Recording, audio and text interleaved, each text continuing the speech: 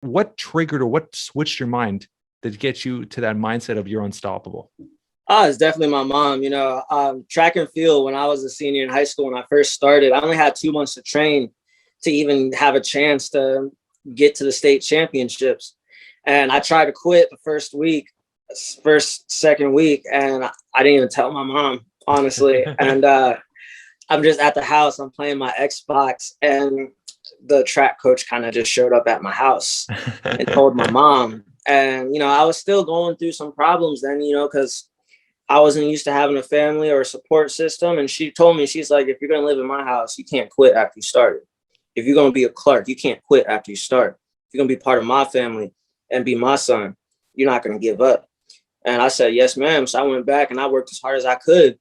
And I ended up becoming a 2-time state champion, a 4-time state placer, then a national champion, then a junior national champion, junior national record holder. Just breaking track meet records after track meet records. It was just literally her telling me that I can't stop and I'm not allowed to stop pushed me to that next level. When were you when did you meet your mom? What age were you, and when did she become your mom and all that stuff? Like, when did that whole journey start? So I was a junior in high school. I just got kicked out of my last and final foster home. Junior, so you're 17, 16? Yeah, 17. Yeah. And the home I was in, it was just a straight war zone day in, day out. Like, man, you don't even know what it's like to come home and have to seriously like fight to keep yourself safe in the most physical sense. It's because the dudes you live with don't like you, you don't like them. And y'all got to sleep in the same room. Y'all got to sit at the same table. Y'all got to go to school together. We got to do all this stuff together, and we don't like each other one bit. So like every time I will come home, somebody's getting punched in the face, somebody's getting tackled, somebody's getting attacked. And it was just day in, day out. And then on Thanksgiving, my junior year of high school, the very last fight, holes got put in the wall, people got messed up.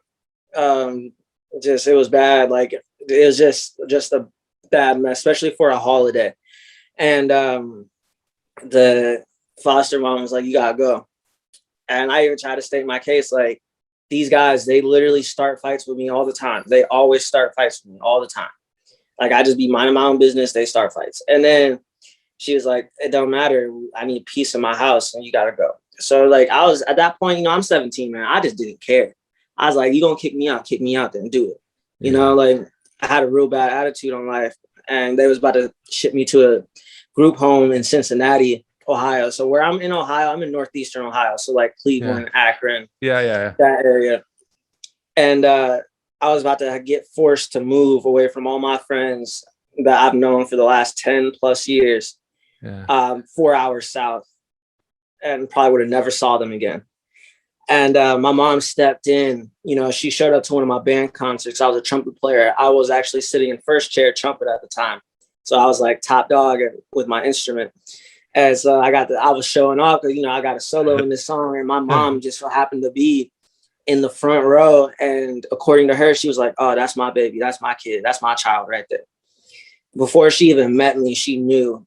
And then after I finally moved in, months went by. And, at first it was kind of rough because it's another new home. At that point, I've been in over 10 foster homes since birth. And she never, every time I would do something wrong, she would never like scream. And if she did yell, she would yell. Like, that's what parents do when kids are in trouble. They'll yell at the kids. But instead of punishing me even further after giving me the business, she would sit me down and speak life and teach me things and give me lessons and what to do, what not to do for next time. I never had that. At that point, how hard was it for you to open up your heart to somebody at that point? Because you're 17. It was real hard. You're scarred at that point, yeah. Yeah, because like I'm telling you right now, even after I moved in with my mom, I still had run-ins with the cops. I was still getting arrested. I was still just running around the streets. I was still like doing as many bad things as you could think of, whether it was robbing somebody or just stealing from a store or beating somebody up in the street because they did you wrong or just looked at you funny. Like I was a mess. Did you like, let me ask you a quick question. Did you find, because of your situation of obviously your disability, did you find you had you had this anger where you wanted to take on constantly on everybody? You wanted to prove a point to people? No, it's the thing. Here's the thing about it. I was a very quiet kid for real until I was pushed to that point where like, Yeah, you're oh, like, now I'm mad. Now yeah, I'm mad. Now I'm the bad guy. yeah, Now everything's my fault. Like yeah, I might have like a bad day at school and I come home to a foster home and it's just because the school called them, like say I didn't do my homework yeah, and I missed recess so I could do my homework. They would call my foster mom because the parents asked them to call them, and then I would get the crap beat out of me right afterwards. I get home just because the school called them. Like stuff like that. When you go through something like that, man, it's not, you can't just walk into everywhere you go with a big old smile on your face, like, no, everything's no, golden, everything's good. No, it don't work like that. yeah, And my thing was, I had a bad attitude, and I was still like, all right, I'm thinking, I'm literally thinking like, I'm from the streets, man. I'm a hard ass dude, you know, because I ain't scared of nobody. yeah, And I'm gonna show that everybody I'm a boss because I'm tired of people picking on me. I'm tired of people bullying me. I'm tired of people just thinking that they can walk all over me. And I was sick of that. So I started getting in trouble. Because guess what? I started getting stronger and I started knowing how to fight. So I started sticking up for myself. And that would get me in trouble all the time, just sticking up for myself. And my mom, she would understand that. Like for one instance, I got in trouble at school my senior year of high school because this dude spit at me in class. So I jumped up on the desk and I knocked him out. Like he went straight to sleep. And they called my mom. You know, I got suspended for 5 days. And, you know, I didn't even get in trouble at home because I told my mom exactly what I did. It's not like I wouldn't be the person to go out there and just like say that I just didn't like how you look, man. I wouldn't just go up to you and punch you in your nose. It's like, dude, I don't like your face. I wasn't like that. yeah, Like something would always have to be done for me to retaliate. And that was one of those moments. And I'm telling you right now, any other family I would have been with and that would have happened, I would have been in severe punishment. Now, my mom, she was like, you can't leave the house. You can't go hang out with your friends, but you're not going to be in trouble because if somebody would have spit in my face, I would have done the same thing, just not in school. And, you know, it was a learning lesson for me. Like I got ahead on my schoolwork. I just sat in the house. I watched TV, just waited to go back to school. And even the principal, he was like, I probably would have done the same thing, but you just can't do that on school property. Because the principal at the time, he was a former fighter. So he understood that feeling. yeah, yeah. You know, because that's all I know is fighting, wrestling. That's all I know. And just my mom, she's just so understanding, man. It caught me off guard time and time again. And about 7 months after she got me, you know, I came home from practice and my caseworker is in my house, which I did not like that at all because every time in my time in the foster care system that there was a caseworker at the house, I was getting removed. So, and that was all it was every time. So I'm thinking like, all right, what did I do? What did I do wrong?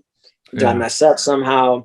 But no, it wasn't that. My mom, she came in and she was like, you know, Zion, I loved you like I birthed you myself. Your sisters have nothing but love for you. Your uncles, your grandparents, your cousins, everybody that you've met, they absolutely love you like you've been here forever. Now, I want to know if you want to be part of our family because we would love you to be part of our family. And I told her, I said, I don't know. My mom's name is Kimberly. So I said, I don't know, Miss Kim. I said, I don't know. I'm going to have to think about it. So I went to school the next couple of days, kept practicing, kept pondering it, thinking about it, did a little bit of soul searching because this was going to be my last chance. If this didn't work out, I was going to be on my own in the streets by myself. And I would have been fine with that too. But there was something different about this woman and this family that I never felt before, you know? And about 4 or 5 days after I got asked that, I came back and I was like, you know what? I want to be your son. I want to be part of this family. I want to be a Clark. And she's like, if you're going to be a Clark, what you got to call me? And I said, I guess I got to call you mom then. And then ever since then, I've been calling her mom and she's been my mother. there's nobody else that's more qualified to be my mother than that woman.